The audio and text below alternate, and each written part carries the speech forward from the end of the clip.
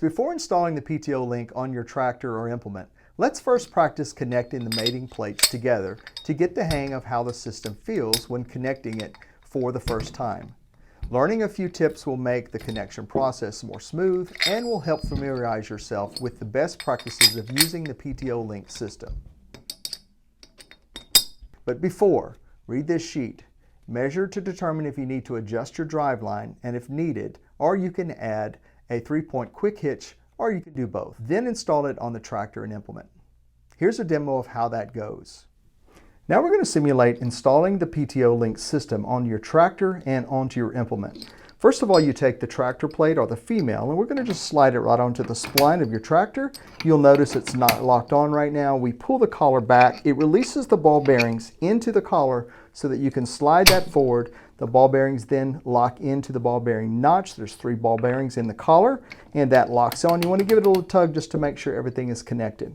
Then we're going to take our implement plate. We're going to put that, install it onto the implement using the push pin or your pullback collar. If you have ball bearings on the implement side, you're going to install that on, and then you're going to slide these two together to connect the PTO Link system. Now, if the holes don't align immediately, we're going to use our tractor plate using that freewheeling option to then make your rotation to align the 4 studs into the 4 teardrop holes. Obviously, you can use your implement side or your tractor side. I recommend the tractor side. It's just much easier to turn if you have that freewheel option on your tractor. And the easiest way I tell people is to take 2 of those 4 studs and just shoot for 2 of the holes, and that automatically aligns the other 2. Then you push them together, and as you do that, the spring-loaded shear locking pin will automatically push back. You never have to even touch that. And then you just give the system, you can rotate your tractor side or your implement side. You just give it about a 1/2 inch twist. Just like that, it locks the 2 plates together.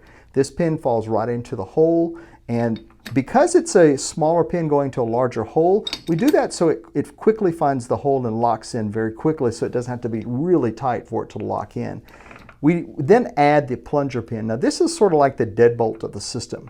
It goes on the opposite side of the shear locking pin, and it goes in from the tractor side. Always remember it goes in from the tractor side, so when you go to disconnect it, it's easier to reach that little release pin.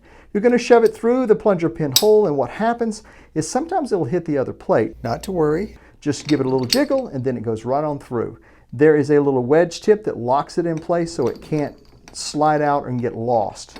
Oh, by the way, and you'll notice that it squares off the plate. All that extra play that was in there is no longer there because that pin has locked it in. It's a 1/2 inch pin going into a 1/2 inch hole, so it makes it very snug in there. Okay, when it's time to release the system, you just push that little wedge tip right there with your thumb, shove it right out like that. The pin comes apart, put that to the side, and then you just release the shear locking pin. That's going to disconnect the 2 plates or allow the 2 plates to disconnect. Pull that back, and that allows that 1/2 inch twist, pulls it right out, and you're completely disconnected from the implement from the tractor side. Now, once you've disconnected 2 plates, you want to take this plunger pin and reinstall it in the same hole that we got it out of. That way it doesn't get lost and it's there for safekeeping. We always recommend that you do order a spare plunger pin when you place your order. When it's time to reconnect the system, you just remove that little plunger pin just like that and just shoot for 2 holes. The 4 will line up, push through, give it a twist, install the plunger pin, and you are completely done. If you should ever need to remove the tractor plate for any reason, all you have to do is pull the collar back. In just a matter of a second or so, you can remove the tractor plate right from the tractor. And of course, the implement would work the same way, pulling back the collar, pulling that right out. You can move this from implement to implement, or you can get a set, which we call our bundles, that you can put in every one of your implements that you're going to be using with the PTO Link system. Now, if you're using the compact system, it's a little bit different. It goes on the exact same way. Again, slide it right over the spline, pull it back. That's going to lock right in place. You take your implement side. You're going to have 3 studs going into 3 holes. So you're just going to shoot for 2 of those, push it through, lock it in just like that. We're going to be taking our plunger pin, which is a different size for this compact system. We have 2 different options on this one here and one here. So every 3rd location will give you a space to be able to put, so there's 2 locations for that plunger pin to go. It works just like all the other systems, except it's just a little more compact for those smaller tractors, which is rated up to 40 horsepower. Well, that just about does it for this video. Come back to our site for more instructional how-to videos, and don't forget to subscribe to our YouTube channel and follow us on Facebook. Oh yeah, when you see one of your friends struggling to hook up their PTOs the old traditional way, please let them see your fancy new PTO quick connecting secret weapon, unless you just like to see them struggle and you like hearing their favorite curse words. While that's entertaining, it's way overrated and completely unnecessary.